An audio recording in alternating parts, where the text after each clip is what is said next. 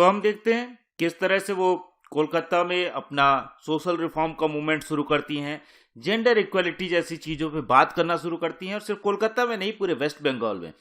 लेकिन बाद में वो फिर से वापस आ जाती हैं महाराष्ट्र, जो उनका बर्थ प्लेस है, जो उनका नेटिव प्लेस है, वहाँ पे आती हैं और वहाँ पे जो सोशल रिफॉर्म है उसको शुरू करती हैं। समाज सुधार का काम यहाँ भी शुरू करती हैं।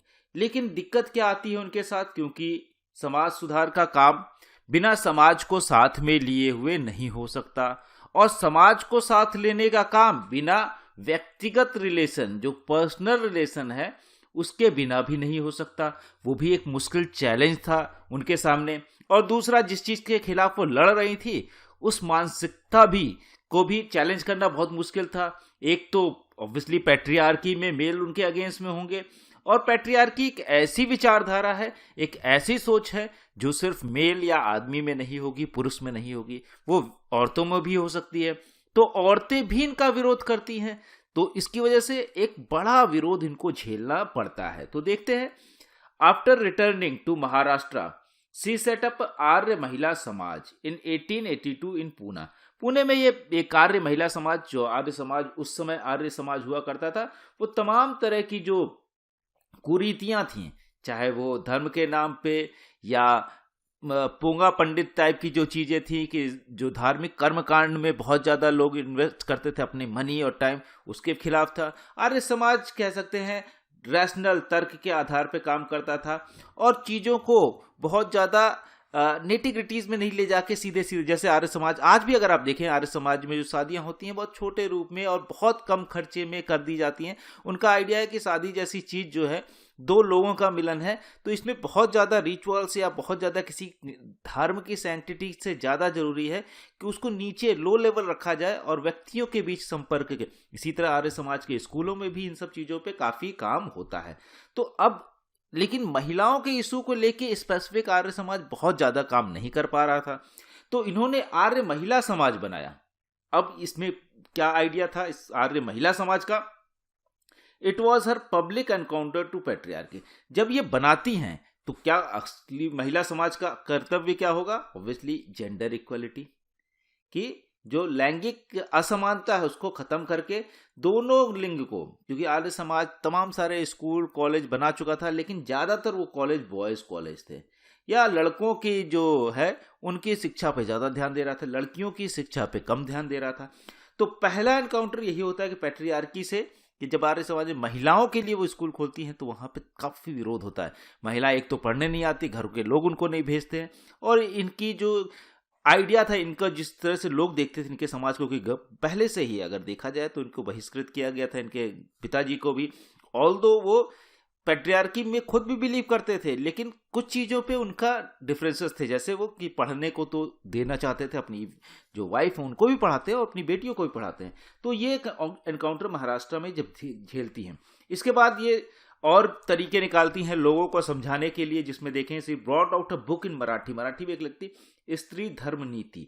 ये कहते हैं कि धर्म नीति जो है, वो धर्म नीति की वजह से ही स्त्रियों का जो शोषण हो रहा है, जो स्त्रियां हमेशा से दास की तरह या गुलाम की तरह बिहेव कर रही हैं, या उनके अंदर भी आ गया है कि वो इन्फीरियर हैं, वो मेल जैसी नहीं है। और कह सकते हैं कहीं ना कहीं मॉडर्न फेमिनिज्म का जो आइडिया है कि ये इन्फीरियरिटी डालना ही पैट्रियार्की है, और इस इन्फीरियरिटी में बिलीव करना, जो औरतें भी बिलीव कर रही, तो उसको भी हम पैट्रियार्कल बोल सकते हैं। तो इस धर्म नीति के थ्रू इस चीज को, या इंडियन कह सकते हैं मॉडर्न फेमिनिज्म की भी बात वो करने की कोशिश करती हैं। She set up a home for high caste Hindu widows. उस समय एक बड़ी समस्या थी, क्योंकि बाल्यकाल में या बचपन में ही लड़कियों की शादी कर दी जाती थी, लड़कों की भी।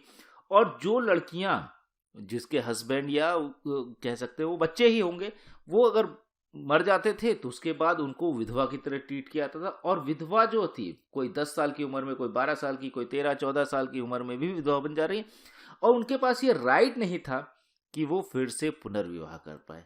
अब इस तरह की संख्या एक बहुत बड़ी संख्या थी, क्योंकि उस समय बहुत महामारी फैलती थी या तमाम तरह की चीज़ें थी, लोग उसमें मारे जाते थे, इतनी अच्छी मेडिकल फैसिलिटीज नहीं थी, माल न्यूट्रिशमेंट था इस तरह, तो तमाम सारे लोग मारे जाते। अब कोई बच्ची 10-11 साल की उम्र में विधवा हो जाए और पूरी जिंदगी उसको विधवा की तरह ट्रीट करना पड़ता है। और आप देख सकते हैं, जैसे हमने देखा भी है, वाटर जैसी फिल्म जो बनी उसमें भी चीज़ों को दिखाया गया है। तो वहाँ पे इसके लिए उस हाई कास्ट हिंदू विडोज के लिए जो है, ऑब्वियसली लोअर कास्ट में इस तरह के चैलेंजेस बहुत ज़्यादा नहीं थे, वहाँ पे हो जाती थी शादियाँ, लेकिन हाई कास्ट के अंदर जो है वो बहुत ज़्यादा टैबू था कि वो शादी नहीं कर सकती और उनको अलग रखा जाता था। तो उसके लिए एक अलग से शेल्टर होम बनाती हैं। She made an appeal to Hunter Commission to provide training facilities to women to become teachers और doctors। और कहती हैं कि हंटर कमीशन जब आता है तो उसको बोलती हैं, उससे अपील करती है कि ऐसा कुछ बनाइए जो हाई कास्ट विडोज हैं या दूसरे जो मार्जिनलाइज औरतें हैं उनको कुछ ट्रेनिंग ऐसी मिले जिससे वो टीचर्स या डॉक्टर्स बन पाए, तो वो ज़्यादा स्टेबल हो पाएंगी। अदरवाइज इनकी ज़िंदगी जो है वो बहुत कष्टमय बीतती है, क्योंकि ताउम्र ज़िंदगी भर, क्योंकि कोई स्किल नहीं है, पढ़ाया नहीं गया पहली बार, तो फिर स्किल नहीं है, स्किल ना होने की वजह से वो बोझ बन गई, तो उनको अलग तरीके से ट्रीट किया जाता है और दूसरी शादी भी नहीं कर सकती, तो और भी प्रॉब्लम है। तो इस चीज़ को कहते हैं कि अगर उनके पास प्रोफेशनलिज्म होगा, तो वो अपना काम अपने सेल्फ इंडिपेंडेंट बन सकती हैं। इस तरह के आइडिया लेके वो चलती हैं। लेकिन होता क्या है, जैसे मैंने पहले आपको बताया, she failed to connect to the women of Maharashtra. एक तो ऑब्वियसली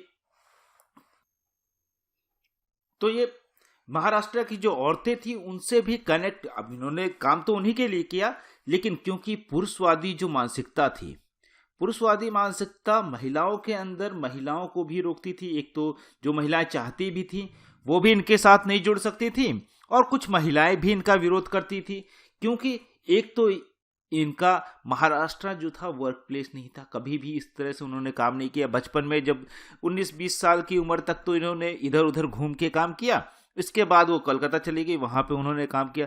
तो कलकत्ता में तो इनका एक्सेप्टेंस था या वेस्ट बंगाल में तो एक्सेप्टेंस था कि वहाँ के लोगों से वो कनेक्ट होती थी, लेकिन महाराष्ट्र के अंदर उनका एक्सेप्टेंस नहीं बन पाता है। और वे एक तरह से तमाम सारा जी जोर लगाने के बाद, जान लगाने के बाद, सब कुछ करने के बावजूद वहाँ पे देखती हैं कि सोशल चेंजेस नहीं आ रहे हैं। सोशल चेंजेस जो देखा इन्होंने बंगाल के अंदर तो आते रहे थे, लोग सीख भी रहे थे, समझने की कोशिश कर रहे थे, लेकिन महाराष्ट्र की जो सोसाइटी थी वो ज़्यादा कंजर्वेटिव निकली, वो ज़्यादा संकीर्ण निकली। तो अब इससे इनको डिप्रेशन की तरह होने लगा, कह सकते हैं। वो एक तरह से हार मानने लगी, हताश होने लगी कि क्या समाज बदल नहीं सकता जिस चीज़ को मैं सोच रही हूँ, या जो चीज़ जस्ट है, जो न्यायप्रिय चीज़ है, वो भी बदल नहीं सकती क्या। तो she felt alienated as she had no community, क्योंकि इनके पास अपनी कम्युनिटी नहीं थी किसी भी तरह से, क्योंकि मराठी जो है कम्युनिटी इनको एक्सेप्ट नहीं कर रही थी, क्योंकि उन्होंने महाराष्ट्र में काम नहीं किया। दूसरा जो इनकी ब्राह्मण फैमिली थी उसने पहले ही इनको आउटकास्ट कर रखा था, पहले से ही इनको, इनके पिताजी के समय ही इनको बाहर निकाला जा चुका था। तीसरा जो पढ़ी लिखी फैमिली थी, एक तो महाराष्ट्र के अंदर वुमेन ग्रुप बहुत कम पढ़ा था, दूसरा जो मेल पढ़े लिखे थे वो इनको एक्सेप्ट नहीं करते थे, वो उनको चैलेंज की तरह देखते थे, उनका बायकॉट करते थे या अलग अलग तरह की परेशानियां खड़े करते थे। तो इनको लगा कि हमारे पास कोई कम्युनिटी नहीं है, इससे एलिनेटेड हो गई। वो अलगाव होने लगा कि अब क्या सोशल रिफॉर्म के थ्रू भी चीज़ें हो सकती हैं या नहीं, या खुद में एक डाउट क्रिएट हो गया। She had no social base and no real emotion bonds. जैसे हमने बताया कि कोई भी सोशल बेस नहीं था, इतने चाहे वो महाराष्ट्र मराठी स्पीकिंग का बेस हो, चाहे वो कास्ट का बेस हो, या जो इंटेलेक्चुअल बेस भी यहाँ पे काम नहीं करता। ऑल्दो ये इंटेलेक्चुअल बेस जो था वो बंगाल के अंदर तो काम कर रहा था, और इमोशनल बॉन्डिंग भी नहीं थी इनके साथ किसी की भी, ना इनकी हो पाती है कह सकते हैं, क्योंकि वो उन्होंने समाज के उस समय जब बचपन में थे तो समाज के साथ नहीं रही थी। She search for solace in religion and god. इसके बाद ये अध्यात्म की तरफ चली जाती। अब इनको लगता है कि क्या मुक्ति का रास्ता क्या होगा, अगर ये चीज़ें नहीं है, समाज सुधार नहीं हो सकता, तो हम किस तरह से अपने आप को सेटिस्फैक्शन दे, या समाज किस तरह से बदल सकता है। तो सोलेस ढूंढती हैं कहाँ पे, गॉड में, ईश्वर में।